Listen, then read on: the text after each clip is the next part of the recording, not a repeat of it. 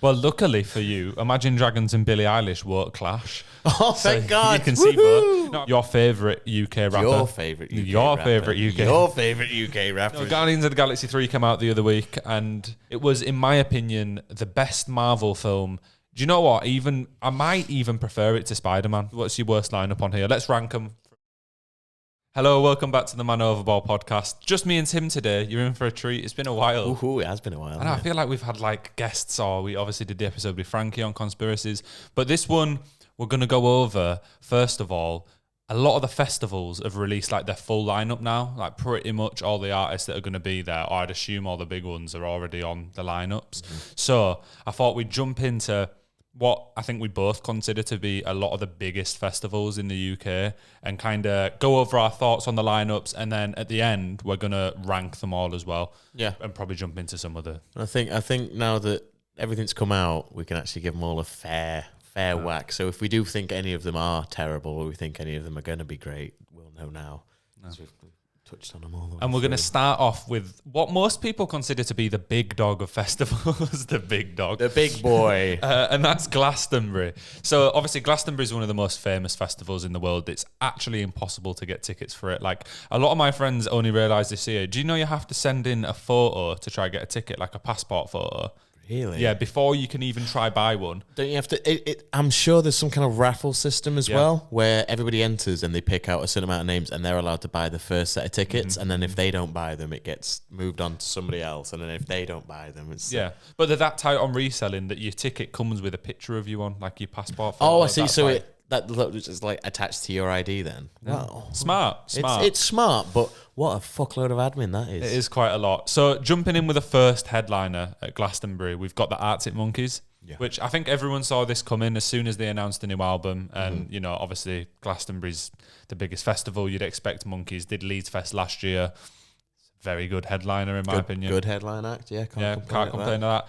And then the second one is Guns N' Roses. Yeah, see, so I thought this was a bit of a weird pick personally, purely because of how, I don't want to say bad, but Axl Rose has, I'm going to say, fallen off in terms of his vocal capabilities and such. And I mean, people like Slash, I mean, I don't even know if the Guns N' Roses lineup is still Guns N' Roses because of how Axl Rose is. There's a very good chance it's just him that's left as the front man and there's nobody else from the original band there. But either way, I don't know.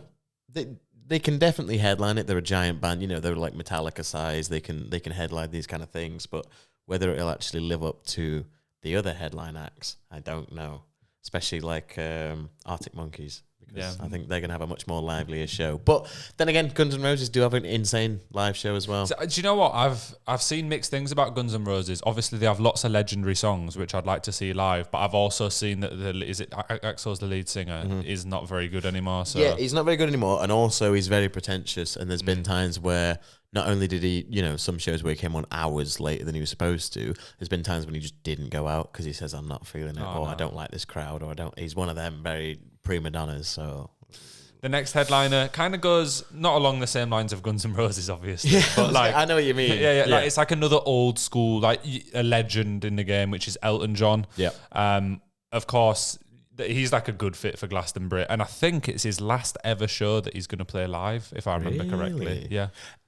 The thing is this going to be one of those musicians' last ever shows that they play live, and then 2 years' time they go, here's the real, and they call it the real final tour. Like Ozzy Osbourne has retired 5 or 6 times. Yeah, he's officially retired again now, hasn't he? Apparently, but for how long? You know what I mean? They're just going to come back. So they do these final shows. They get all the money for it. Everyone comes out to see it. And then in 2 years' time, they go, remember Elton John? He's back. I feel like it might actually be his last show. He's lived a long life. He must be like 80 something now. Like he's kicking on. Yeah, so maybe his vocals might start to deteriorate soon if they haven't already. Did you hear that version of "I'm Still Standing" that he did, where he's on the piano and like somebody subtitled it because it doesn't sound like he's even saying the right words to the whole song. Like just his singing. That's his singing style, though. That's just how he is. And then the last headliner, or the last person on the top line, I'm guessing the class as a headliner, is Lizzo. I got to admit, I don't really know too much about Lizzo in terms of like what her performance is like and stuff. She was at Leeds Fest last year as well, wasn't she? Yeah. Was it Lizzo? I don't think it was Lizzo. No, it wasn't Lizzo. Who was it? Oh, no, it was Megan Thee Stallion. Yes, yeah, Well, it was on the second stage. See, this is how no, on the second day, wasn't it? Yeah, on the second main stage. This is how clued up I am on like that pop music side of things, really. But she's a massive artist. I know that much. Like I looked at her Spotify before this, and I knew like all of her top few songs. So she's definitely big enough to be headlining Glastonbury, but it's just not really my cup of tea. She is, yeah. And I mean, I've got nothing bad to say about Lizzo. I love Lizzo. I think she's got some good tunes. Yeah. And did she retweet you? Yeah, she retweeted Baby Yoda. Yeah. And she has a cameo in Mandalorian. So good in my books. There we go. And then on the second line, again, these are all in pretty big fonts. I think a lot of these are probably... They'll be first and second headliners. Yeah, they're on a similar level to Lizzo, in my opinion. You've got Lana Del Rey, who's... Which, has she released anything since that video game song? I don't know, but Guardians of the Galaxy's just done her well, so... Is she on Guardians of the Galaxy? That's her. Dog Days Are Over, isn't it? Is it? The song that Is ends that Lana it. Del Rey? I think so. I'm going to check it was now. Florence and the Machine. Oh, it might be. I feel it's like Florence it might and be. the I feel Machine. like, I was going to say, you look like a cloud. Nah, I thought it was her. Don't cut that. Nah, that's staying in. Swiftly moving on to Lil Nas X. Yeah. Again, huge artist. There's quite an American theme going on here. There is. Obviously, Monkeys and Elton John are British, but then to have Guns N' Roses, Lizzo, and Lil Nas X all near the top of the bill, really going for that like pop scene, which I suppose is... It makes sense. They're aiming for a younger demographic this time, I guess. But I mean, they've kept... The thing is, they're going for the pop scene, but I think Glastonbury have done what Leeds Fest tried to do. Obviously, Glastonbury's got a different demographic, but Leeds Fest has tried to... not even what Leeds Fest has tried to do, what Leeds Fest completely abandoned, which is appealing to an older audience. Whereas Glasgow, I mean, just looking at these top like three, they've managed to have a good mix between new and old, where people will want to go see the newer artists, but then you'll have people there for the older fans that are there. Yeah, I agree. I think it's a good mixture. To be honest, from a personal point of view, I wouldn't really be that arsed about it though. No. Like, I mean, just from what music, I get that they're all big enough artists to be there. There's no debate in that. Yeah. But I just think really out of those, it'd only be Arctic Monkeys and Guns N' Roses that I'd be that fussed out of in the top lines. I mean, I'd really like to see Lil Nas X. I really like his music. I think he's great. And I think it'd be cool to see Lizzo live.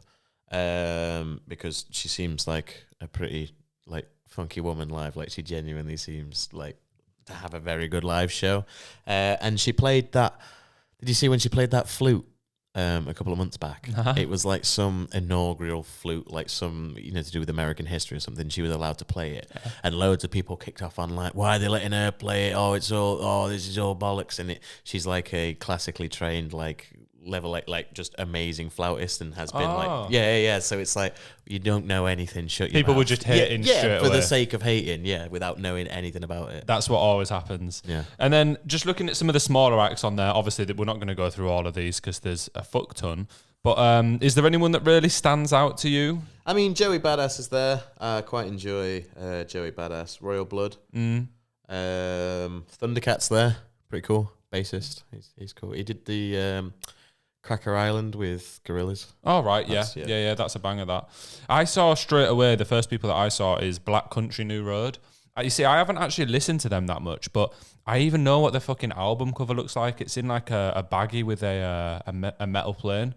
True. And I know that it's been like very well critically received. It was meant to have been one of the best albums of last year. So it's good that Glastonbury, because they're not that big still, but it's good that they've got them on the lineup anyway. Yeah.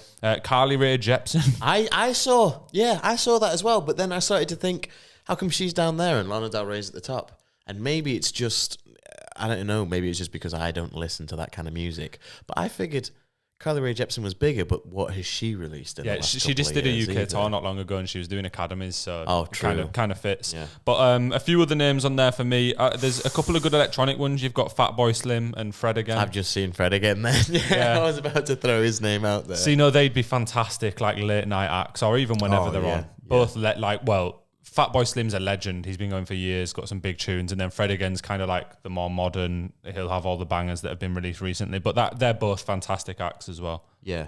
And, I mean, there's some really old acts, like Hot Chip being in there. Kellis, bit of Milkshake. I'd go and see it just for that one song. I mean, overall, it's like... if somebody gave me tickets, I wouldn't not go. Yeah, You know I'd what go. I mean? If I wouldn't pay to go, and this lineup personally, I get that the reason why people go is because Glastonbury as a whole, you know, it's like a village. They actually build up the whole area, and it's not just stages, and it's not just a music festival. It's like an experience. But for this lineup, would I send a passport picture of myself, wait to enter a raffle, wait to win the raffle, then pay however much money for tickets, and then have to go all the way down there and stay? No, I wouldn't. I think one thing to keep in mind about Glastonbury as well, though, I don't know where the other people on the lineup are, but I know there's people that aren't on there that have already been added. So I think there's like multiple stage in like that, but other stages, because I know like Smooth and Terrell are off, which is cool. Oh, true. Yeah. So I've seen like a few of the smaller acts that I like are already going, like that Tom Smith's there as well. So there's a lot we're not seeing, but I think you're right. I think it'd be more for the vibes of it, and because it's going to be so massive and there's so much going on there, it'd just be sick. Yeah. So I say we move on to what's probably the second biggest festival in the UK, which is Reading and Leeds Festival. So just before we even kick off and properly jump into the lineup, I feel like I've had like a rocky relationship with this lineup. Now, do you mean Rocky is in On the Rocks, or do you mean you think there's too many rock bands on it? On the Rocks. Like, I'm not quite sure exactly what I think about it, or at least I wasn't. But then since I've seen all the other and a lot of the festivals we're going to go through in this list, it's actually made me think that Reading and Leeds is one of the stronger ones. At first, when I saw some of the acts before a lot of the smaller ones was announced, I was a little bit pissed off. But now in comparison to some of these other ones, I'm thinking, do you know what? Fair enough. Come on.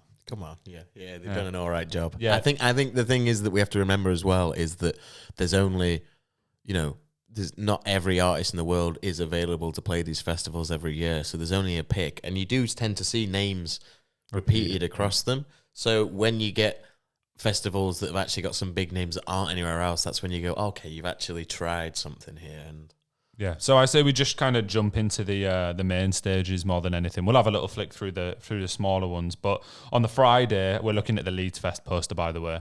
On the Friday, there's Billie Eilish as one of the headliners, which I think I'll definitely go see Billie, 100%. I think she puts on a great show. Yeah, I think she'd be entertaining to see. And plus, she's one of them artists that you know a lot of songs by her because she's so popular. So, yeah, definitely. And she is just massive. Like, they spent a lot of the budget on her. And if the option is between, a band who doesn't have a demographic versus Billie Eilish, I think I'd go and see Billie Eilish. Well, luckily for you, Imagine Dragons and Billie Eilish won't clash. Oh, thank God. You can see both. No, I've got to admit though, like when I'm looking at this lineup, for me personally, it's like that's the first day there, and the people that I'm really excited to see aren't even the headliners. We've spoke about Imagine Dragons on this before. I don't even want to do it again. Yes, we don't need to. They're rubbish. They shouldn't be the headliners. Rubbish. Yeah. I am.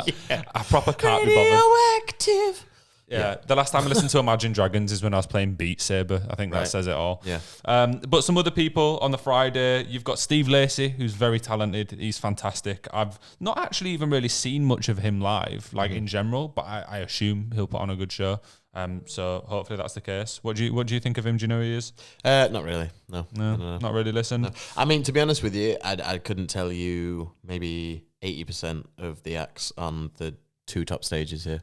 Okay, well, what I'll do is then I'll blast through a lot of them and kind of go over like who I'm excited for. Yeah. So on the first day, I said Steve Lacey. You've got Declan McKenna as well, who's just like standard indie boy. Like he's got a couple indie bangers. All his albums are consistent, and it'll just be a fun one to watch. I don't really know who that Rena, so I don't want to say that name wrong.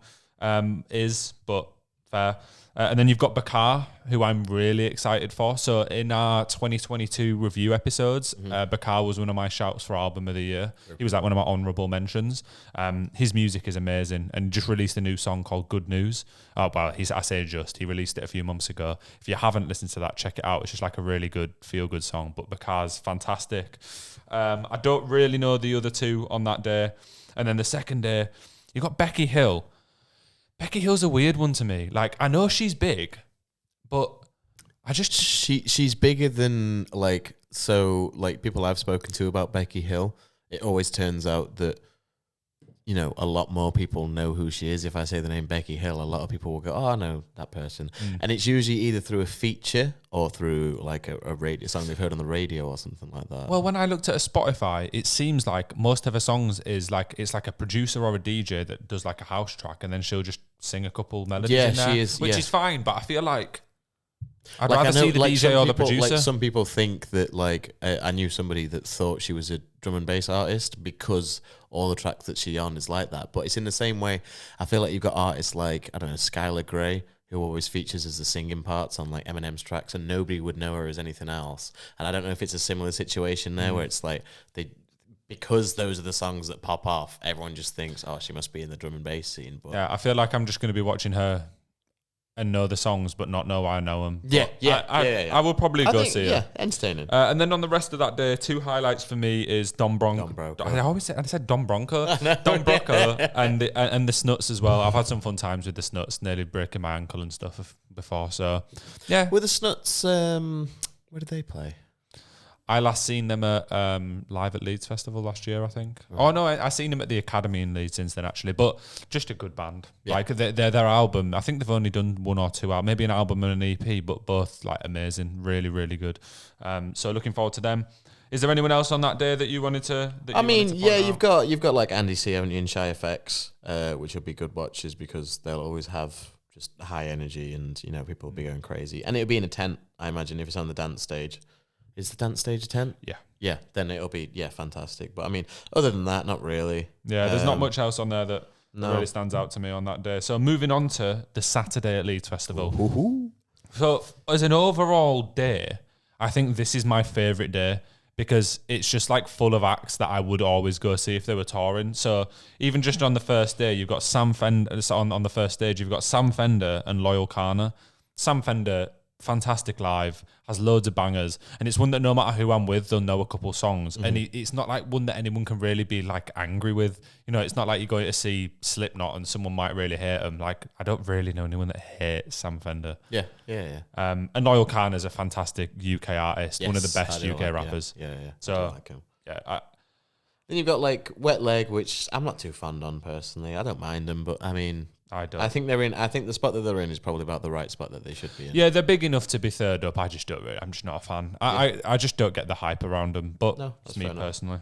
And then I don't really know the other 3 on main. I don't, not at all. But on the other main stage, we've got Foals. So I love Foals, and it's weird because I didn't think that they would headline nowadays, but I think it's because there's these 2 headliner slots. If you combine them and Fender, that makes it a really good day, which is why I love it so much. But Foals, for me, like the energy whenever I've seen them in the crowd is just amazing. Like it's such good vibes. And like when we're coming to the end of this, like kind of looking over the festival posters, I'm also going to take into consideration what I think the vibe of the overall festival would be. Do you know what I mean?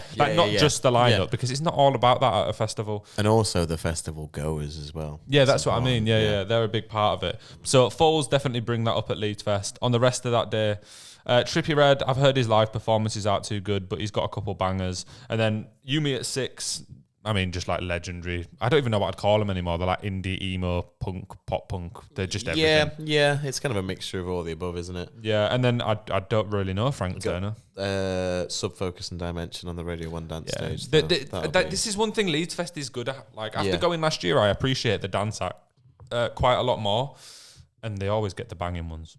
And then I'm just trying to see if I know anybody. Knox Loose are there. I didn't realise that. Heavy.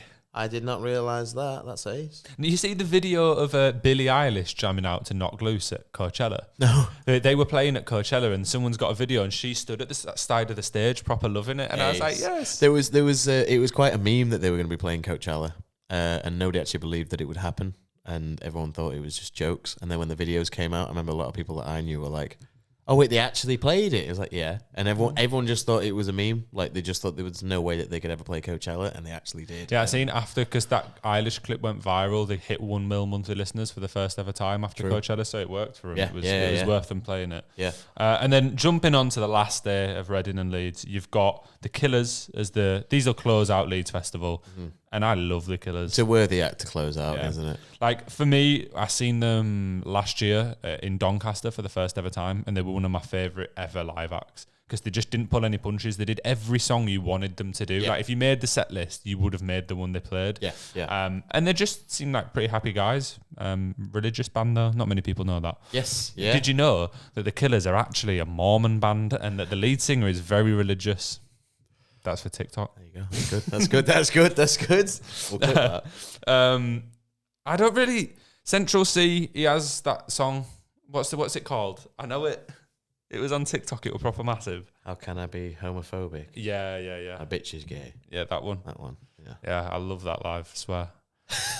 Do you think that's worthy of the second to headline spot? I mean, they'll just look at his monthly I can't listeners. judge it on anything else because I don't know a single other song. I don't know any of his other music, but so I think can't judge that. for the demographic Leeds Fest are going for, he'll still pull enough younger people in that'll go for him and a few others because the rest of it's like quite old schooly, isn't it? Yeah, a little bit. And then the rest of that day, I really like Inhaler. Nothing But Thieves. Again. Yeah, Nothing But Thieves are pretty banging as well, Yeah. actually. I nearly got tickets to see them in Manchester the other day, but decided against it. True. It's like 40 quid or something, and I thought, it's a bit much. But Inhaler, random fact, after Leeds Fest, I think they'll be the band I've seen most in my life. Really? Yeah.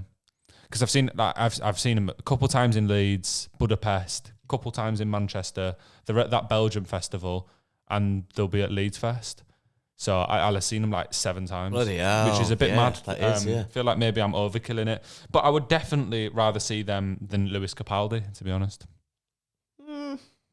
I like Lewis Capaldi. He's funny. do you not think? Yeah, I suppose. I think the thing is, I'd want to go and see Lewis Capaldi for his stage show and not to actually watch him play music. I'd rather watch Lewis Capaldi do a fucking stand-up set. Yeah. Well, people say that if he hadn't got into music, he definitely would have got into stand-up. But this is what I was saying about the vibes of the festival. Like, I feel like I'd just end up crying if I was watching Lewis Capaldi, and he is very fucking talented. Yeah. Like, I appreciate, and I even appreciate that he's big enough to be at that slot on the festival. Yeah, but it's just not what I want to see. It's not for us. Basically. And then on the rest of that day, the only ones I really know is Easy Life. I'm not sure if you really know. No, I don't really know any of them. They got a couple bangers, apart from later on in the lineup. In the smaller acts. In the smaller acts. It's your boys. Yeah, I know. Big Joey Valance and Bray. I know. I'm very excited about that because they're across the board. There are a lot of festivals this year and some that will surprise you that we'll talk about later. But then there's also Sleep Token. Sleep Token are there. I don't really know them. They kind of blew up on, I think it was a TikTok-y style thing. They blew up through the internet and basically they're just like a masked band and nobody knows who they are. And there's theories that it's like members of bigger groups that have got together to make us. It's not. People, I think we've spoke about it's this just before for some reason. Kenny Kenny Hoopla as I was well. going to say your boy. Kenny We love Hoopla. that. So to be fair, like that day, I'll probably spend most of it at the smaller tents and then just go see probably like Killers and Nothing But Thieves. I thought it was Jaguar Skills that was there, but it's just Jaguar, whoever that is. If it was Jaguar Skills, I'd be excited. I'd hurt.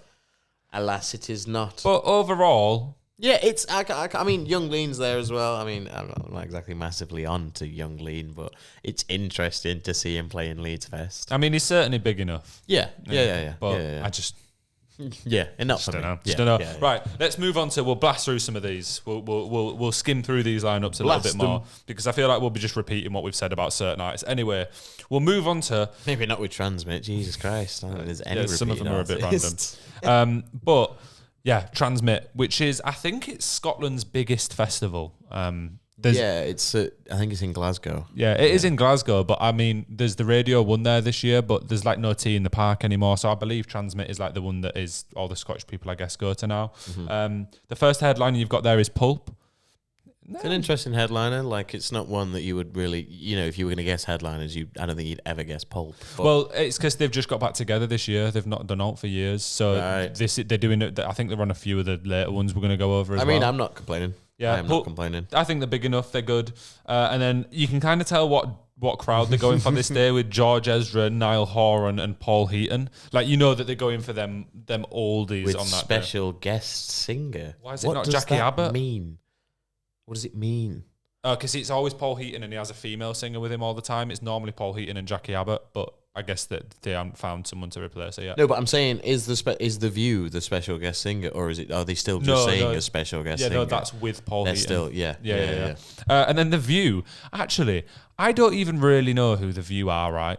But I seen on Twitter this week that in the middle of a gig, they started having a full-on brawl in the pub, like in the gig or whatever venue it was. They've just got back together. They started like full-on fist the fight. band? Yeah. And had to like... Maybe they won't be on this lineup then. Well, they cancelled the rest of the gig, obviously. Like, apparently it was a proper bad fight.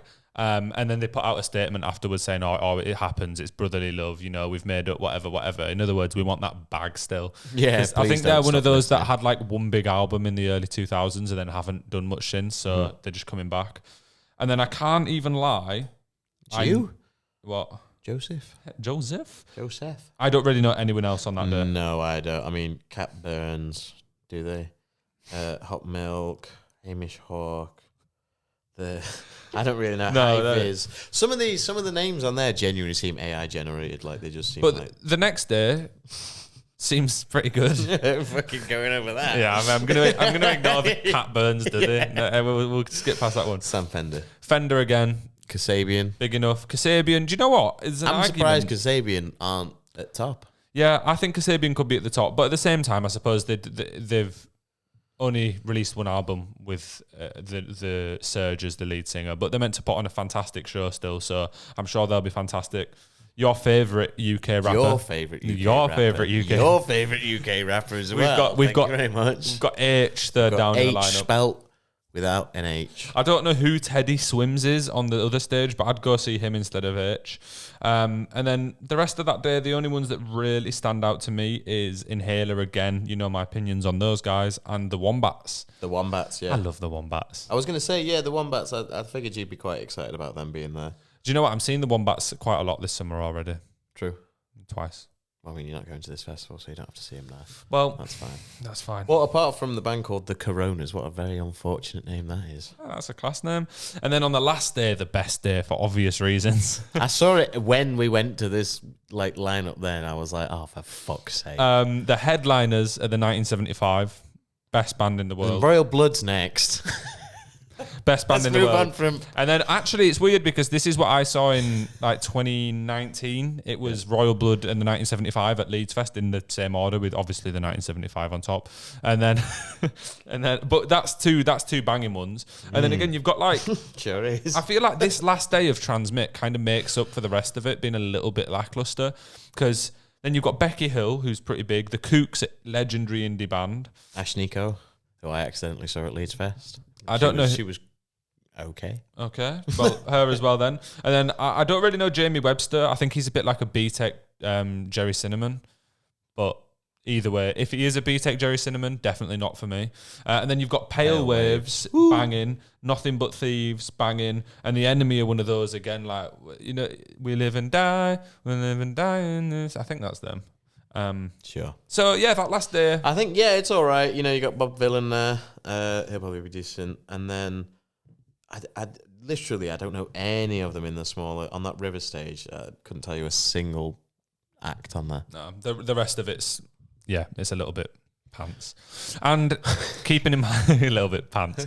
Keeping in mind, like when we're coming to ranking these at the end, Transmit isn't a camping festival either, so you'd have to get a hotel and shit, or find a way into Glasgow and back every day. Yeah. Why is that? What It's year just is like this?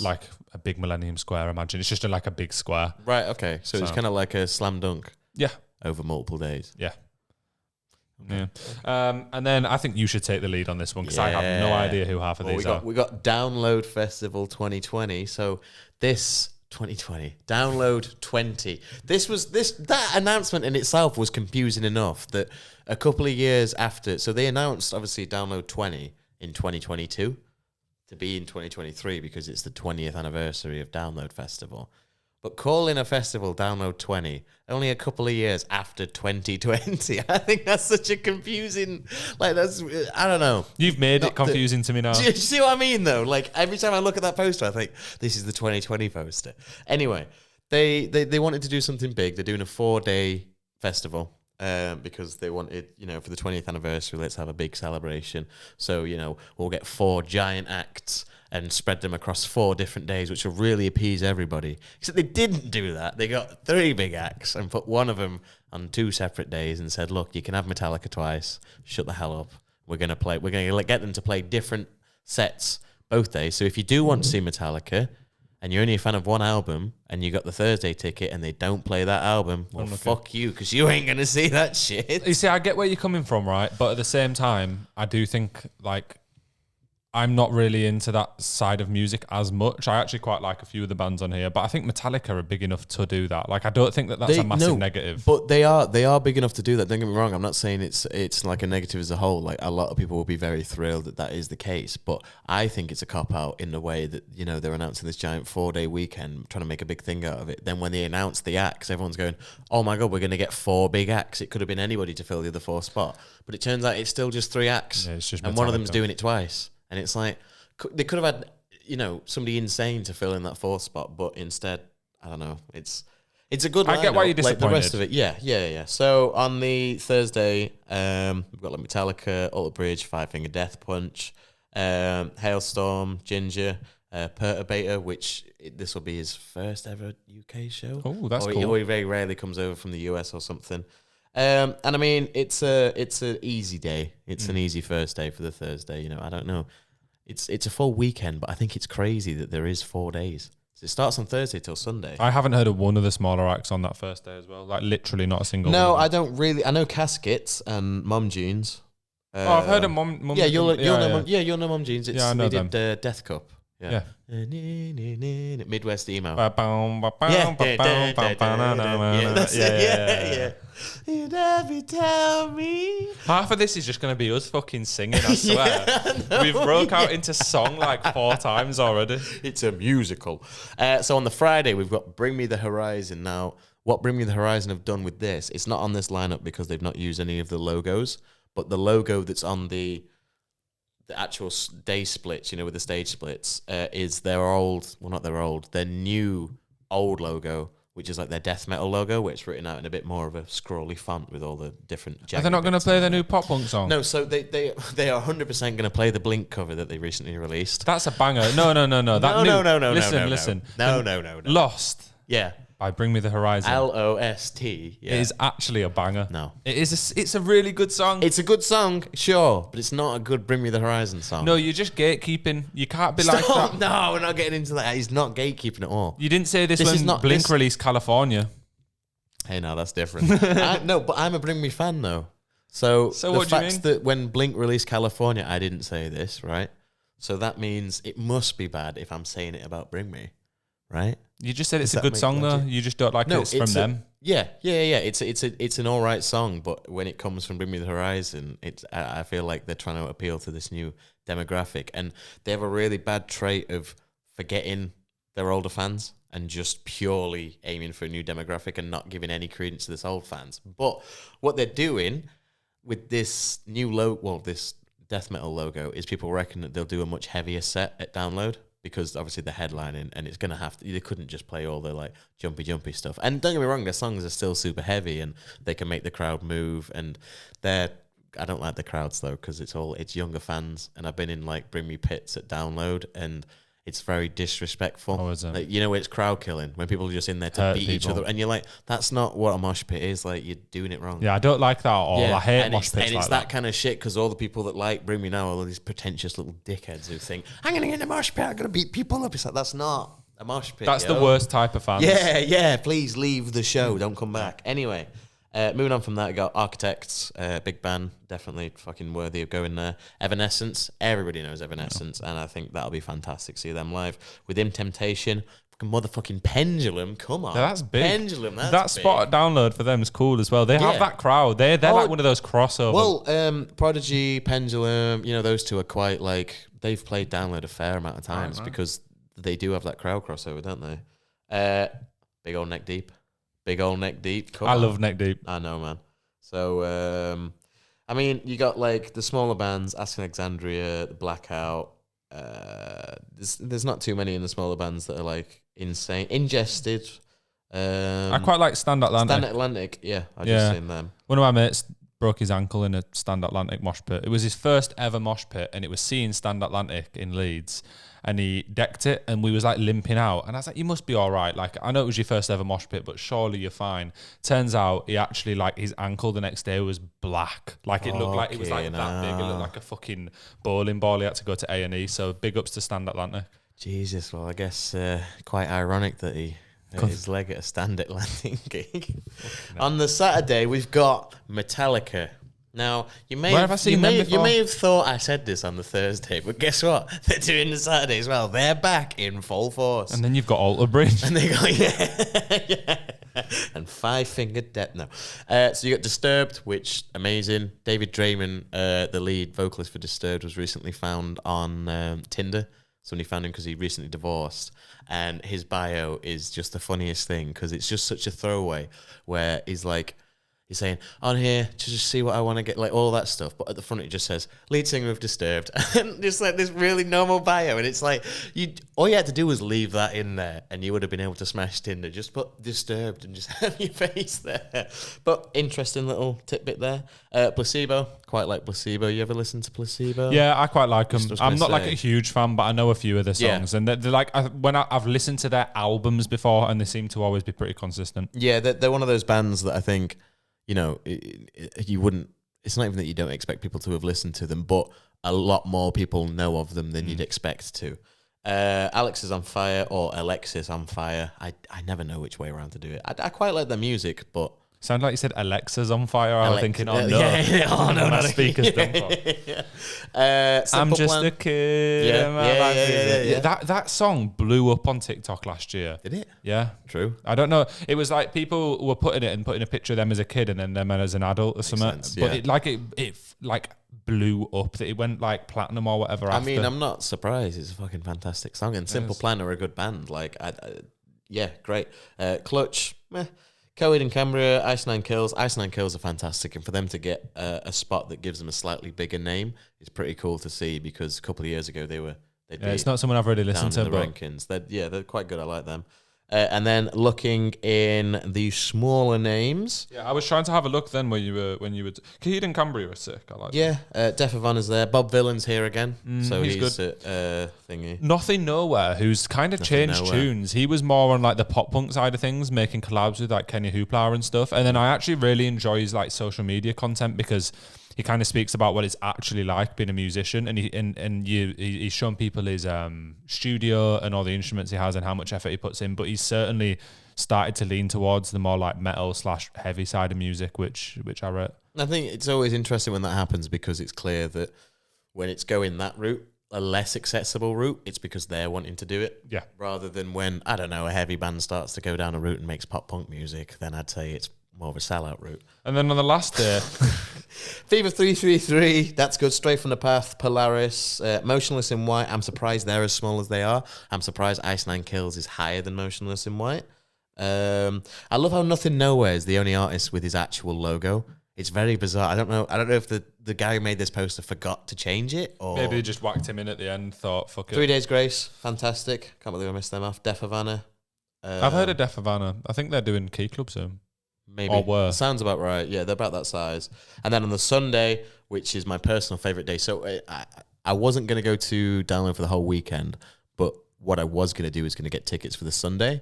But now it's completely sold out, so I can't do that anyway. But I wasn't too fussed about it because really what I was going to see was Slipknot again. But I've seen Slipknot 6 or 7 times. To be now, fair, like, you probably have saved enough money to get a Friday ticket for Leeds Fest for Imagine Dragons. Oh, that's good. Yeah, I think it'll be about the same vibe. I reckon. Yeah. I reckon the crowd. I think the crowd at Imagine Dragons might be a bit crazier. Yeah, they'll probably be going off. Some of the pit going off in the pit, knocking out some 40-year-old woman, and at the same time an 11-year-old child. Yeah.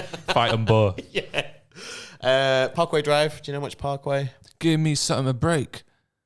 I'm only joking. I just knew that I'd get you. You actually thought I'd be serious? No. I just wanted to disapprovingly look, you know. Ghost, do you know much Ghost? Any Ghost? No, I've heard of them. They're quite cool. I like them. They've got essentially it's like the best way to describe it is like a skeleton pope as a frontman, and then all of the like band are like ghouls, I think they're called, or something. Do you know what's actually like like metal or heavy metal or like this type? There's so many different subgenres now. I never know what to call everything. But like a lot of these bands get dressed up and stuff and dress like demons and dead bodies all the time. Whereas you never see that in like indie music. Crazy stage shows that these people have. Like it's I've seen really the Slipknot one with all the pins sticking off him and shit like yeah. that. I remember when I was younger watching a Slipknot music video, and in the music video they blindfolded people and made them run through a forest, and they're all running like straight into trees. I was thinking, what the fuck? I was like 6 watching it, like, is this real? And when you see all the masks, like, and then I forget which is it, Psychosocial, where it's all on fire and all they've got the giant heads and they're burning them all, and it's this is literally watching a Slipknot music video is like watching Saw. Yeah, in a way, yeah. And for a 6-year-old, pretty fucking terrifying. My dad was like, come on. Distillers, don't know too much about them. I Prevail, they're decent. Electric Callboy, they are fantastic. I think you've sent me one of their songs before. I really like them. They're very fun metal band. Like they're very like energetic, and their songs are like kind of. They have a lot of like party EDM style beats in them as well that kicks into like a crazy when you heavy mentioned metal. them, my brain went, oh, they're all right for some reason, but I can't claim to know them. They used to be called Eskimo Callboy, but they had to change their name. Basically, they entered Eurovision. Do you know the people that won Eurovision?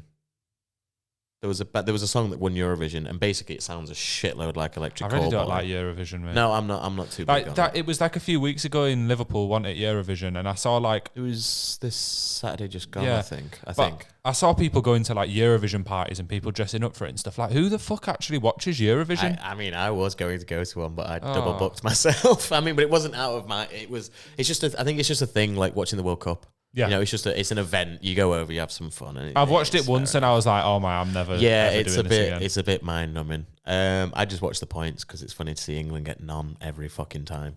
But yeah, they used to be called Eskimo Callboy, but they entered into the Eurovision, like to enter Eurovision for their country, but they got disqualified. I can't remember why, but I think part of it was because Eskimo is technically a slur.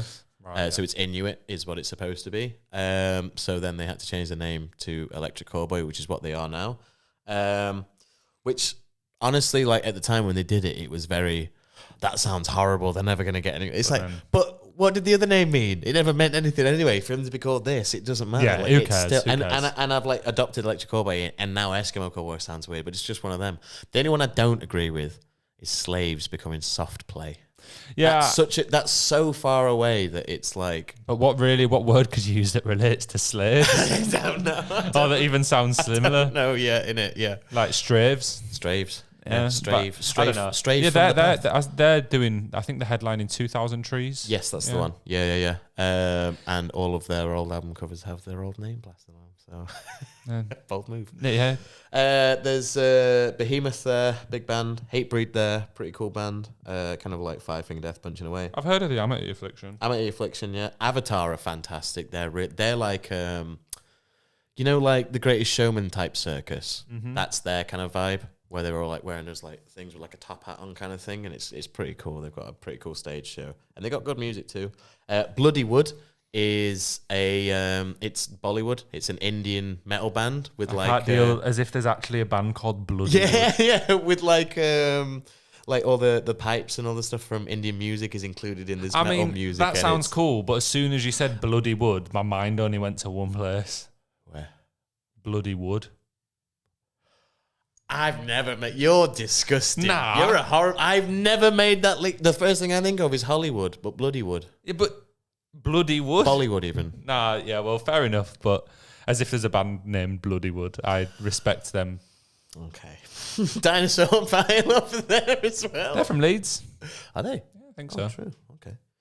Graphic Nature, that's what Joe's mind is. The Who are good. The Who are, I think they're Hungarian or something, and it's all the like throat singing, you know, that kind of like. You see, this is the thing. Like, download to me. That kind of there's loads of good.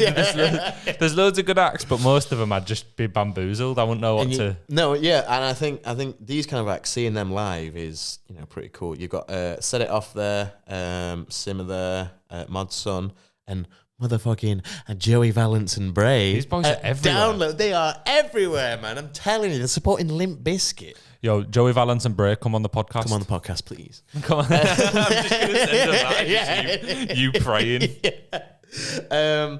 But yeah, they are absolutely everywhere. And fair play to them. Like they're fantastic. They are so good live. The only thing I see being an issue for them is like when they were at Leeds Fest, I think they played an open stage and they need to either be in a tent or a small venue because their stuff works so well. I saw them in Manchester in some like underground bar type thing, and it was probably like 150 cap max, and it went off. Like it was so like there's people breakdancing on cardboard, and like it was good. We need to get them Belgrave tickets. Yes, we do. Yeah, definitely. But yeah, overall, I think Download is a really strong lineup this year. Not the best lineup they've ever had, as you know, Download 2014 exists. It was my first one, so I'm a bit biased, but the bands that they had, the headliners that they had, I feel like the headliners are pretty lackluster, but the supporting bands are really good. It seems like to me they've nailed the target audience. Like anyone you would imagine going to Download, surely there's enough bands there that they'll enjoy and really want to see. Yeah, and I mean another thing that's a valid piece of criticism is having Slipknot again. Like, so it's having Metallica twice and Slipknot. That's essentially 3 of the nights taken up by acts that have done Download. But who else is there that's big enough to headline that's like newish that hasn't done it? There you go. No, but it doesn't have to be somebody new. It could have been Avenged Sevenfold. They could have got like there's a whole anybody really. The Offspring maybe they couldn't have headlined. Actually, no, I don't maybe think so. not. They headlined second stage. Are they doing Slam Dunk this year? Yeah. I'm very excited for that. Next Sunday. Sunday. I'm not even going anymore. No, I know you're not. Yeah. Rest in peace. Fucking Leeds United doing me dirty. Yeah, I know. With so we're gonna switch to a festival that's a completely different vibe. This doesn't feel at all the same. And I've just swapped over and gone, whoa, who are these people now? Even the poster and everything, you can tell what they're giving off. But this is Boardmaters, which is down in Cornwall. And before we kind of jump into the lineup, maybe kind of foreshadowing a little bit here, but when I think about Boardmaters, I think about the vibe. So let me set the scene. It's a festival that's like, I think it's on top of like a grassy or cliffy area, and then it's literally a 10-minute walk to the beach. And when you're at the festival, you can go surfing and all that stuff, and it's on a beautiful place in Cornwall. Isn't it? So I think like I really want to go, not even particularly for the lineup, just for the vibes of the festival. So that automatically puts it up a few points for me. But jumping into the first day, you've got Lorde, which is random, but she's definitely big enough. I don't really know much Lorde, so I'm not going to talk too much about her. And then you've got Ben Howard and the legendary Cypress Hill. Not even just Cypress Hill. What I just saw, my soy face then, was because Cypress Hill performing Black Sunday. That is like their seminal album. I kind of want to go to Boardmasters now. I didn't know they were doing just that. For that. I knew they were there, but I didn't know they were doing Black Sunday.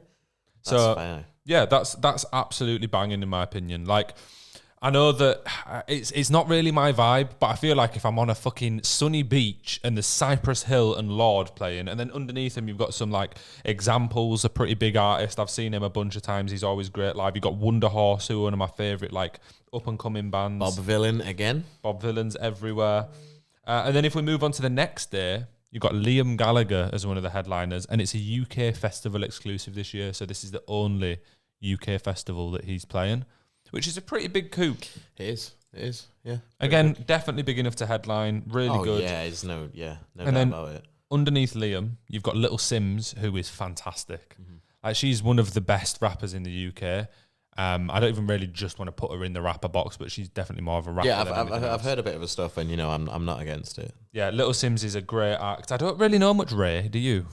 Not really. No. I don't even know them You've got your favourite DJ Jazzy Jeff. Yeah, come on. If only the Fresh Prince was there. You know that's who he is. What? DJ Jazzy Jeff. Yeah, he's the one from Stranger Things. Fresh Prince. One from Stranger Things. Fresh Prince of Bel-Air? Yeah. Oh, is it? I just heard of him. Will Smith and DJ I've never watched Jazzy Fresh Jeff. Prince, really. No, but he's... No, I've heard of him, but I didn't know that was why. Were you just taking the piss because he's... I've just heard you say him before. Is he from Stranger Things? No, he's not. Why did you say that? Just 'cause you said Fresh I Prince. thought you were getting me to. We're fucking confusing shit here. What the fuck? But I'm hyped for him. Then there's Kid Kapichi. He's there. He's fire. That's a banging one. Nova Twins. They're decent. They were at Download as well, I think. But do you know what I'm saying about the vibes of this festival? I feel like they're just getting like all sorts of random people that are all like good picks, but in completely different areas. But at the same time, it's kind of working. Yeah, and I've just noticed there's an artist called Jam and Meme. Jam and Meme. I rate that. So then moving on to the last day at Boardmasters, Yes. you've got Florence and the Machine as one of the headliners. And they will actually be popular because of Guardians of the Galaxy. Guardians of the Unlike Lana Del Rey. I just say I think we're going to talk about Guardians a little bit at the end, but my whole TikTok since I watched Guardians 3 has just been fucking Florence and the Machine playing Dog Days Are Over. That's been my whole TikTok, people doing that exact thing. And then just like really sad raccoons and shit the whole time. But we'll jump into that later. Underneath Florence, we've got Dermot Kennedy, who I know, but I'm not exactly a huge fan of. But I think this day really brings in a lot of the fantastic electronic acts. You've got Fortet, who you've recently seen playing Coachella with Fred again and Skrillex. Yes, his granddad. No, Don't be mean to Fortet. Fortet's a legend, but like he's a really good DJ, and he always drops these insane like dubstep drops in the middle of songs, which is so funny. And then you've got like Paul Woolford as well. Gentleman's Dub Club. That's a random shout, that isn't it? Ooh, it's big that though. It's big. Kings of the High Rollers. Ooh, come on. But I feel like this festival to me just looks like it'd be a sick fucking place to go. It does seem like it'd be really good. Like the vibes seem impeccable. Do you know there's no Hot one Dub there? Time Machine are there as well. There's no acts there where I think it'd be a violent crowd. No. Not a single one. No, the only one would be Cypress Hill, but everybody would be so Everyone would stoned, be so blazed it'd be out, fine. Yeah. Well, we'll rank them at the end, but looks pretty good to me. Looks pretty good. And to then me, we'll go that. on to what I think will in fact be the most violent festival. Which one's that then? Wireless. Wireless. Only because I'm saying this because the few times that I've seen things about wireless online, the mosh pits look very angry and do. it looks very overcrowded They as look well. aggressive is Yeah, the like word. actually angry. And also I know that when they did it in Crystal Palace one time, that I think there was quite a lot of like incidents with people getting caught with knives and stuff like that. So that's the only thing that would worry me a little bit about wireless. And I'm not even going to pretend I know a lot of these acts either. Yeah, there's a fair few on there that I look at and kind of go, ooh, but I do know the vast majority of them on there, or at least know of them. I think for me, I look at this lineup in a similar light to how I look at Download. I think if I was a rap fan... This is what this is. This is the rap festival, essentially, isn't it? Because you got Playboi Carti, Lil Uzi Vert, Metro Boomin, which those three would be fire to see one after the other. Have you ever seen the videos of Playboi Carti fans online? No. Bro, I've seen some weird Playboi Carti fans, you know. Now, like, I've seen videos of people... I know that he has a very odd fan base because of how he is as yeah, like, a he does person. like these weird things and that, but like people will get like the mosh pit will start and people will lay in the middle of the floor in the mosh pit and pretend to get like exorcisms and shit while it's about to drop. I like that Swear though. to That's God. good. No, but That's it's like fire. people will be like screaming around the mosh pit and shit. Like I've never seen any fans like Playboi Carti's fans. As demonic as that. I'm not quite sure how I think about it, but I would quite like to see him because I think the give it a crowd go. would be mad. Yeah. Ice Spice, she's up there on the Friday as well. Who I only know that from. That's the only song I know. I don't even know if that is Ice Spice. But the only reason I know of who she is through Twitter and everybody just talking about her all the time. I don't really know her music. I've only I know heard like that one song. Drake put her on. Maybe She's on got like two big Certified Lover songs. Boy or something, or she was a feature, or she was dating Drake, or I don't know what. I don't know fuck how it happened. works, but she's kind of made it now. Yeah, And I don't know any of the other ones on that day. And then the next day you've got Travis Scott, who obviously has a lot of big tunes. I've not really seen him on many festival posters for a while because of that I incident. can't imagine why. I don't know. I fucking imagine why. I don't know why. And then on the rest of that day, Heady one, pretty big artist in the UK. Bryson Tiller again, big. Joey Badass. Joey again. Badass is pretty lit. I'd quite like to him. see him. Yeah. And then I don't really know the other ones. No, not too much. Moving on to the last day, you've got D Block Europe. Now, I have to admit, D Block Europe were by far the worst live act, other than Papa Roach, I've ever seen in my entire life. D Block Europe, I seen them at Leeds Fest, and they were shocking. Like, they literally, even my mates that wanted to see them that were women, they they were barely actually rapping or singing at all the whole time. They were just walking around stage. So I wouldn't be asked about seeing them. In fact, the whole of that day, I'm not really. Yeah, apart from Big Up Fiddy. Yeah, 50 Cent. I'd love to see 50 Cent. 50 Cent live would be sick. Did you see he announced a worldwide tour recently? It's sold out in the UK. It is. I went to get tickets.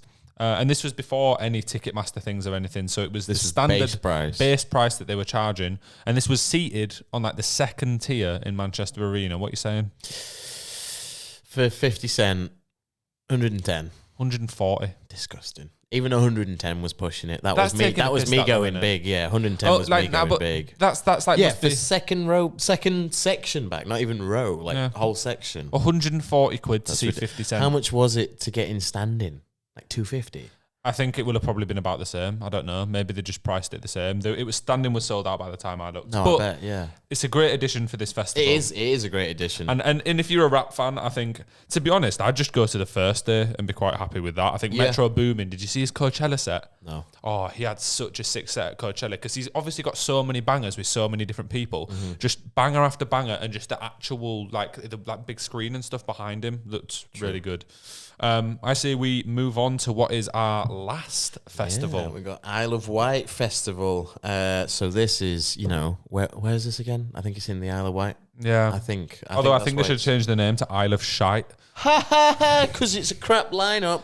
No, it's not terrible. Come on. No, it's not terrible. For me, it is. Yeah, for me, it's terrible too. I'm trying to be nice. You're usually the one who's trying to be nice about these lineups, and this one, you've just given him shit from the get-go. I don't even want to go through all of this. I just want to say... Baxter's there, man. How can you call this shite? It's just not for us. No, it's not. It's just really not made for us. Pulp, George Ezra, Chemical Brothers, and Robbie Williams as the headliners. I mean, I'm not going to lie, Robbie Williams, come on. And then under them, it's weird because I would rather see the acts under them, which is Cortinas, N-Dubs, Anne-Marie and Blondie. I don't really know who Blondie are, but yeah, this lineup's just... If I was 50, this lineup would be fantastic. No, or if... Well, not even that. No, if you're I reckon, anywhere from age 20 to about 35, this lineup's fantastic for you. 20? Because I'm 22. Anne-Marie, Blondie, Cortinas, all that shit. It feels very indie girl who used to listen to slightly chavier stuff when she was younger. Having N-Dubs in there, then having Anne-Marie, then having fucking George Ezra and Cortinas. I think that's just for the people taking their 16-year-old kids. Do you reckon? Yeah. Because then there's Sugar Babes and Sophie Ellis Bextor. Yeah, the whole lineup is Sam Ryder and Scouting for Girls. And it's all just old school indie bops. Mika's there. Come on. What's Mika? What? Are you taking the mic? We've been cracking out. You know who he is though, right? Nah, not really. You don't know Mika? Nah. I could be brown, I could be blue. Yeah, he does all them ones. Yo, in the comments, there's actually a poll that keeps appearing on the Spotify podcast. Oh, right? Yeah, is there? So if there's anyone listening this far, should me and Tim start a harmonising duo for the background of bands? Should we learn how to say the word harmonising? Fuck off. Before we give our rankings, say what your favourite festival is, and then see if we agree with you. Me? No, I'm saying. You're talking. I'm saying this to the millions of listeners around the world. Yeah. But for real, what's your worst lineup on here? Let's rank them from worst to best. The worst lineup. I'm gonna have a quick scroll. I can have a quick refresher. But I think I already know which one I'm gonna say. Bear in mind, let's just say when we're ranking these festivals, we're saying not just the lineups, what we think the vibes would be like at the festival as well. Would we? My hand's just going in your shot. Would we really like to go in general, not just for the acts? So what's your least favourite? Wireless.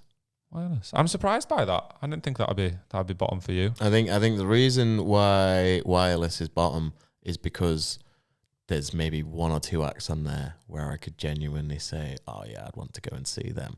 And also because the vibe and the general, the feel of the place, I imagine, is very aggressive. And I feel like you'd have to be not on edge the whole time, but I feel like you couldn't really let your guard down as much at a place like that, compared to Boardmasters, where you could be just balls out. comatose if you wanted to be, and nobody would do anything to you, kind of thing. I don't know why, but I feel like Wireless might be a bit more aggressive, and people will want to get in pits. And I've got no problem with aggressive crowds and people wanting to get hyped and that. But I think I've just seen a lot of press about Wireless where it looks like that's what's going on, and I can't be arsed. But it's not even that. I couldn't get like the vibe overall. It's not.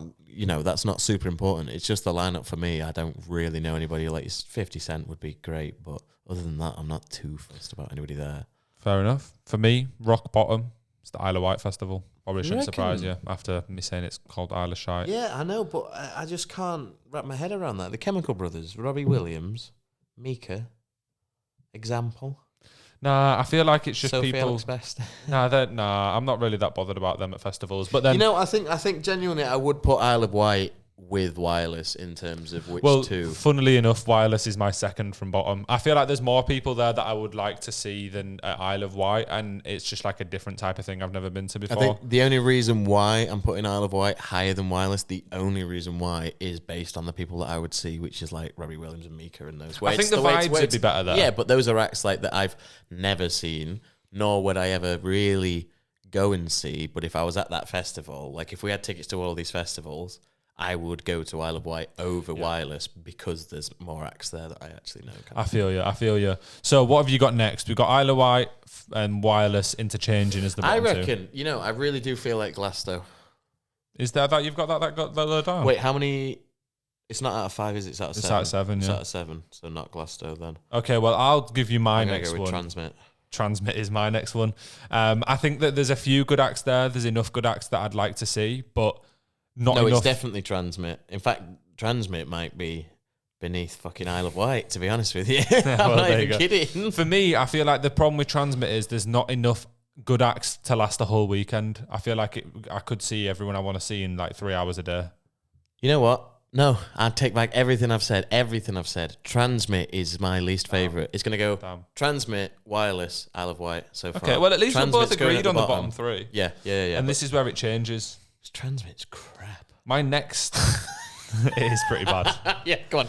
My next worst, the one I would least like to go to fifth, is Download. Yeah, I knew that was coming. The thing is, I expected it. I would quite like to go to Download, but it's just like... There's probably only, out of that whole lineup, 10 people that I'd go out my way to see. Yeah, and I think that's fair enough. Like, I'm not going to argue with you on that because, again, it's personal preference, isn't it? What's next for you?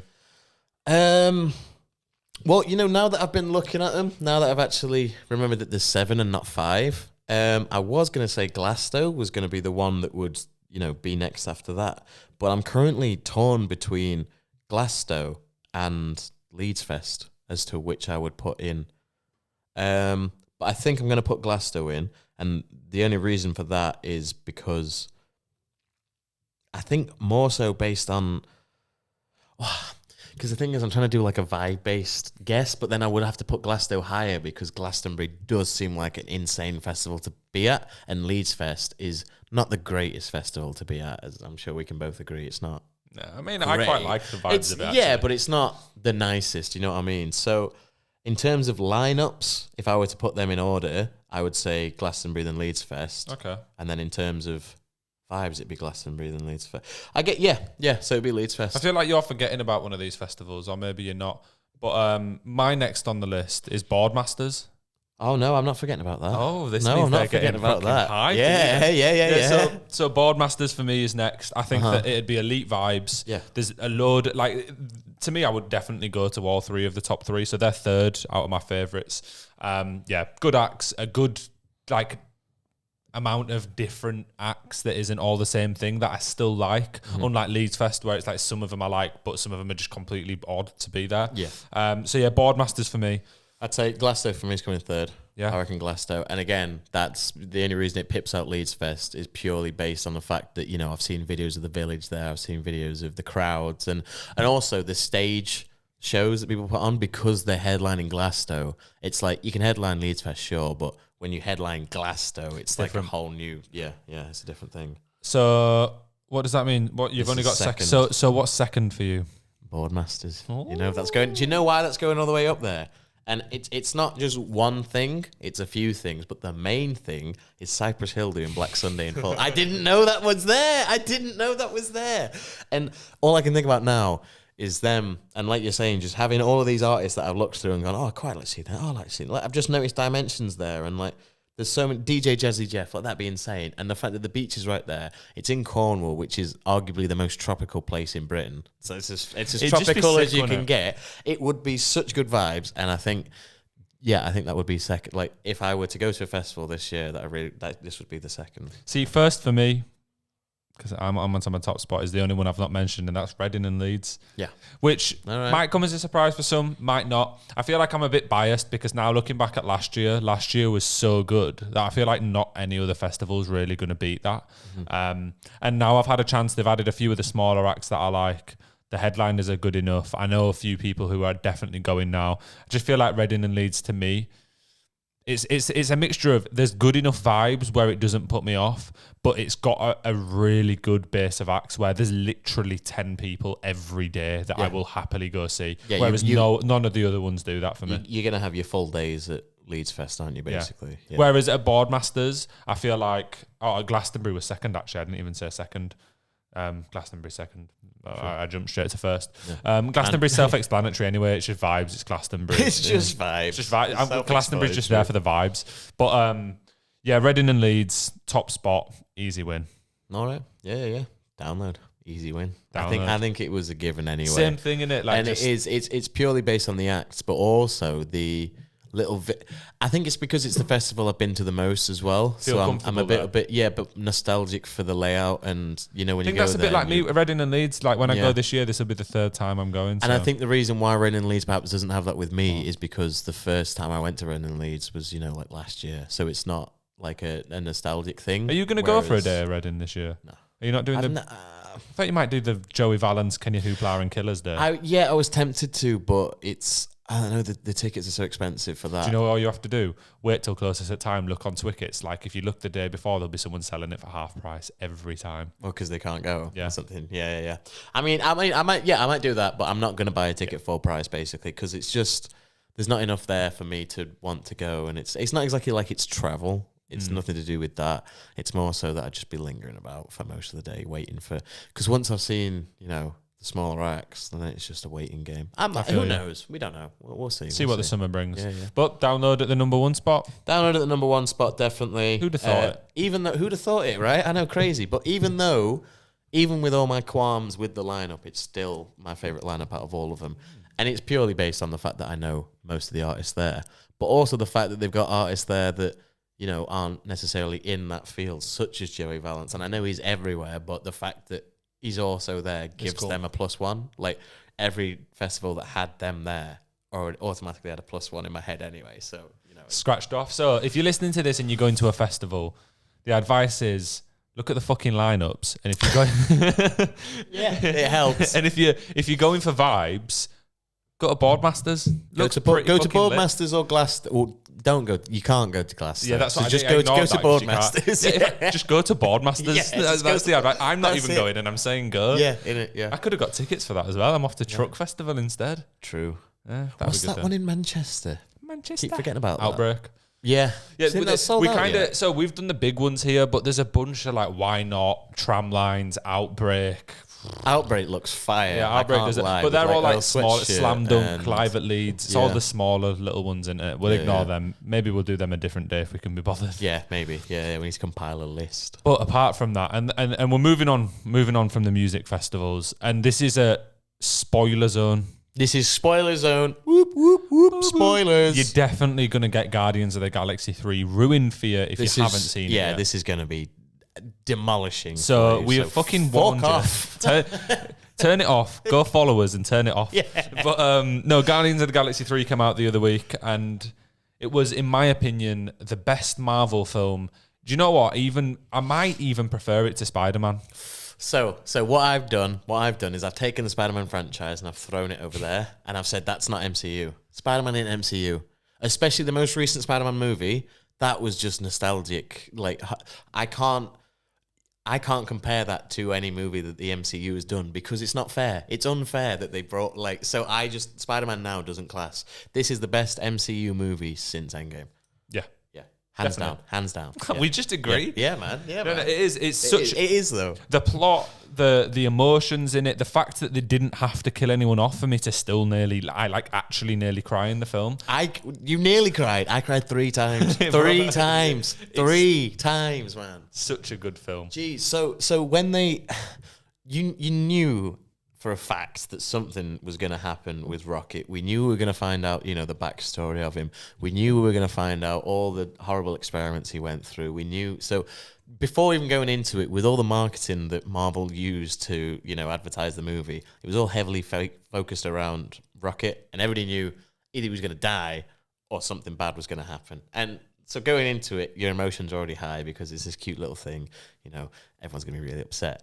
And then when they start to introduce other cutesy characters, as soon as they were introduced, I just went, oh no. I went, oh no. I know what's going to happen. Like, you just know. So the first scene they're in, it was only like a minute or so where it starts introducing you, like, what are these scary creatures? Then you realize they're actually really cute.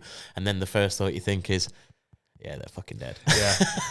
Yeah. You were blubbering more than the walrus. Yeah, innit, yeah. More than Teeth. Is that his name? Oh, man. I want to watch it again. Right? It's honestly such a good movie. Like, I really enjoyed it. And like Adam Warlock, because basically what happened is in the last Guardians, they kind of brought Adam Warlock in and, they had been done with it and they weren't going to like bring him back or like resurgence him.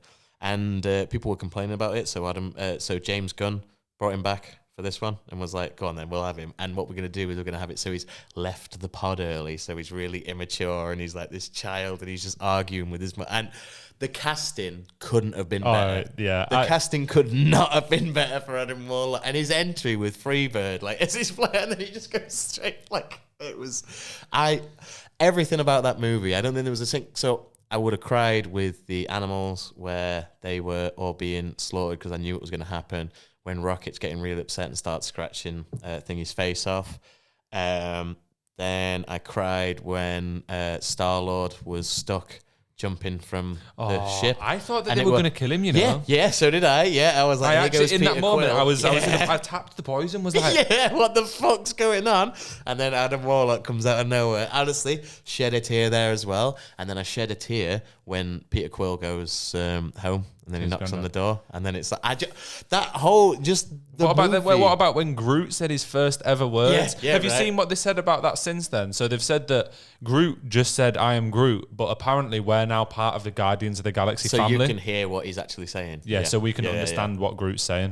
Which is very cute, isn't it? Cool. Yeah, because it's kind of what they were doing is they were doing that with was it Groot? Oh yeah, he's up there. Christmas Groot. Is that Christmas Groot? Yeah, it's Christmas Groot. Gamora, when they were doing it with her, where they were making it so she couldn't understand what Groot was saying, and she was like, "What? How are you doing this, guys?" And then she started to understand what Groot was saying, so it was kind of like they were doing that play with the audience as well, as if to say, "You're finally into the clique and you can do it." But going into the movie, if you've read the comic run that this is based on, you kind of already knew what was going to happen and that the new Guardians were going to be formed. But one thing I really liked going back on Groot was us hearing him say words that weren't "I am Groot." But also, his like giant forms that he kept getting into, and his guns when he popped out, he took all those guns out and became like a sentry. And he's got a final form where he can essentially become a god. Like there is in a comic run, he just expands and just expands. And that one thing he did when they were fighting, where were they? And it was, I can't remember what it is, but it's a Japanese term. And he told him to go thingy now, and his face goes massive, and he goes all scary. Do you know which bit I mean? No, I've not seen it. It was it was in. What do you mean? In this movie we're just talking about now? Yeah, but all right. I mean, I don't remember it. No, I've not seen it. I've not seen it. But yeah, it was cool to see. yeah, I know. What the fuck? Well, I was thinking, and I was like, "No, I've not seen that. I've not seen that bit. Like I have, but it's not in my head." Yeah. It was just cool to see how they played on it all. Yeah, I really enjoyed it. Goated film. Goated film. Do you think, because it does for me, I think that this makes Guardians of the Galaxy the best Marvel trilogy? Well, what other options have we got? Thor. No. Iron Man. No. Spider-Man. Captain America. Yeah, Spider-Man, Captain America. Spider-Man. What? The Holland ones or the Maguire ones? Maguire ones, But that's 1 only and 'cause of 2, nostalgia. fantastic. 3, terrible. that bad. Guardians of the Galaxy, 1 and 3. So I think 3 is the best Guardians movie. I do. But I need to go back and watch 1. I know that 2 isn't Oh, I love as 2. good. Really? Yeah. I thought it was the weakest by Oh, far. I really enjoyed it. I just remember that intro scene, you know, where they're all dancing and fighting that big alien. That was so sick. It felt like it was the Between movie. And of course it was the Between movie. Has it been but 3 Ant-Men now, or was this number 2, the last one? Quantumania. It's Ant-Man and the Wasp. There's 3. Yeah, Yeah. Ant-Man and the Wasp. Yeah, and that fucking last one Quantumania. was shit, though. So Yes, that comes that was- last in yeah, the trilogies. yeah. Everyone hates on some of the Iron Man films as well, but I quite like them all. I did. What's the one with that electric guy? I thought he was a pretty rubbish villain. I but- didn't really watch the Iron Man movies. Captain America either, or Thor. So, do you think that this makes this the best trilogy then? It's a toss-up between this and the original Sam Raimi, the original Tobey Maguire.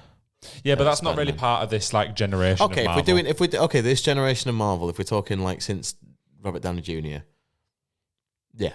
Yeah, I reckon this is the strongest run of 3 movies. Yeah, ignore Avengers. Series. That's yeah, not, Avengers. yeah. That doesn't That's a count. quadrilogy. Yeah, in it. Yeah. What's the word? And plus, Age of Ultron was a bit crap anyway. Yeah, it I was didn't actually. really rate that movie. But yeah, out of all 3 of them, I need to go back and watch the first Guardians movie. The second was definitely the weakest. But I think this third is good standing to be the best of. Maybe it's up there with best of MCU almost. I agree. I think it might. And what they've set up now with the new Guardians going forwards will be interesting to see what they actually do with that. Whether they'll do a run or whether they'll just be cameos, featuring in other movies. TV show, yeah, true. That's what they'll do. And then I'm just excited for the future. I'm waiting for Secret Wars, which will be. I think that's in like 3 years. I've seen loads of good. It's not Marvel, but I've seen loads of good reviews for the new Flash movie. How is Ezra Miller still? I would ignore that. Like, I know, but I just think it's insane because you get like Amber Heard who had that trial and she got kicked out of Aquaman. And they're like, you can't come anywhere Yeah, but near now us it's James now. Gunn that's in charge. I don't think he's as precious about things like that. But it's nothing to do with being precious about it, though. It was because it's a criminal. They Yeah, but shouldn't is he actually being convicted as a criminal, Ezra Miller? Or Well, wasn't he like under the chase from the police? And at one point, yeah, but I don't know if he got proved guilty. He might have just been on True. drugs somewhere or Okay. something. I don't know what actually. I don't know the what full happened. story of No. it, but I've But- heard a lot of people kicking off about it. I've also heard a lot of people very excited about this film. I've I heard, even saw about the film. Stephen yeah. King put on Twitter earlier that it's one of the best DC films. It's really emotional. Stephen King? Yeah. Which is a random shout. I know. yeah. But he's a legend. He's very active on Twitter recently, like always flaming with Elon and shit. Like it's weird because it's like this old ass author. It's like get off Twitter. Like, what are go, you doing, go mate? to bed. Get your Rolex, lad. It's your bedtime. What else has happened recently? Oh, one thing I wanted to talk about actually was the KSI fight.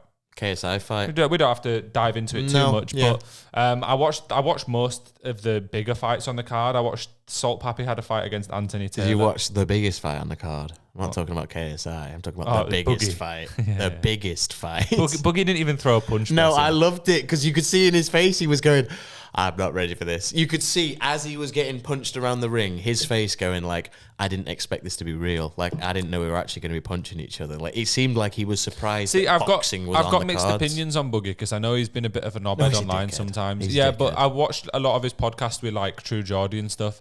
He comes comes across well. Yeah, he does. He does come across well to people that don't know him. And as soon as you look a tiny bit into him, he's a proper like little fucking conniving guy. Okay, well, I have no deep feelings on him. I just see him as an online character, one of those people. But there is a lot of reason for people to dislike him. But there's even more reasons for people to dislike Wings of Redemption. They're both not very good people. But to see them, it was very entertaining to watch them. But let's go back to the KSI fight and stop talking about them too. At least Wings got his redemption. So I was going to say I saw Swarms against Anthony Taylor. Not Swarms. I saw Salt Pappy against Anthony Taylor. Yeah. Everyone thought that Salt Pappy would win this one pretty easily. He lost. He's looking on good form now, Salt Pappy. He was looking like he was going to do something. Oh, yeah, no, he was on good form up to this one, but this is the first person he's fought who's actually pretty good. And he did shit. Like, Anthony Taylor clearly won. It's a shame as well because I like Salt Pappy. It looks like he's one of the more skilled influencer boxers. I wanted him to win. He seems like one of the more dedicated as well. Almost like he's like, actually, like, I want to become a fighter. I also think it's partly due to the fact for some reason the fight was 3 rounds and it looked like he didn't really get warmed up into it. So I think if it was 6, maybe it would have gone a little bit different. Was it one of those ones where it changed last minute? No. Or was it always about He said that they didn't offer him enough money to do 6 rounds. Right, okay. Which is fair, but then he lost because he did 3. Because wasn't there somebody like, there was a Mayweather match or something where just before the match it was supposed to be 6 and they swapped it to like 3 130 instead of 6:45 That does happen sometimes, I think it was Mayweather. Yeah. And then the second biggest fight on that card was Swarms against Deji. Real quick, Deji just did him. Like, Swarms put a lot of effort in. He's in much better shape than he was when he originally started and fought KSI at really short notice. And he looked better, but Deji just looked really like calm, collected, and just did him the whole fight. Like half the fight, he just had him in the corner. It's interesting to see this, like, this, I don't know, forming of Deji into being somebody that's actually, you know, classed as somewhat normal, because he's been such a little, like, freaky little brothers of YouTube, you know what I mean? He's always been seen as the annoying little, hey guys, I'm not KSI, like me, and now to see him as like actually being calm down, he's just being himself, he's getting his own fan base, he's getting his own it's like, that's what you should have done all along, pal. You're getting it. Well, the thing is, I think sometimes people are a bit tight on Deji. I think he does have his own fan base. No, he does already. Yeah. Well, no, but I think it was coattails initially. He was definitely riding on them. But sometimes it's impossible to get out from under that. Yeah. Like, even in this fight, because one of the commentators called him KSI's little brother at one point. Like, but what's he meant to do at this point? Yeah, he can't not be his brother. Yeah, I guess so. But then his big brother also had a fight, very controversial one against Joe Fournier, where he won the fight by knockout, but turns out the knockout was in fact a forearm/elbow to the face. So my opinion on this is, it doesn't look like KSI did it on purpose at all. No, in fact, you can, because people are arguing that there's no connection between the glove at all, and because he tweeted out and then Jake Paul was saying there's no connection. If you watch the video back, there's clearly a very slight, because his hair moves when he moves his fist past, and it's like he's clearly like really just gently done it and accidentally like armed. And why would he do it on purpose? Like, why would he throw away all his months of practice just for that? And I think if he'd have connected with that punch, he might have achieved the same thing anyway. Yeah, because he wobbled him in the punch before that, but it's just a shame the way it went. And he has since come out and said it should be a no contest. I think the issue is that the wobble caused him to move slightly further than what KSI was expecting, and he's just... But I do have to admit again, though, like, obviously I love KSI. He's one of my favourite influences in the UK. But every time I see him have a boxing match, it looks like he's just going fucking mental. Yeah, he does. Yeah. Even when he fought Pineda, he punched him. He actually did punch him in the back of the head a fair few times. And then in this one, he's just wild swinging. I saw some bits where he was like jockeying about like that, and I thought, come on, bro. Like, it feels like, I don't know who his trainer is, but it does feel like they've kind of given him subtle, try this. Sometimes you can get away with this with the ref if you be a bit dirty. I feel like maybe he's trying to be a little bit too entertaining and going all out possibly for it. But you know what? I wouldn't get in the ring, so I'm not really going to judge. He definitely kicked my head in. Yeah. So. Yeah. He can keep doing what he likes to do. Yeah, he can do it. But no, I think we can probably call this one here. If you got to this point, go...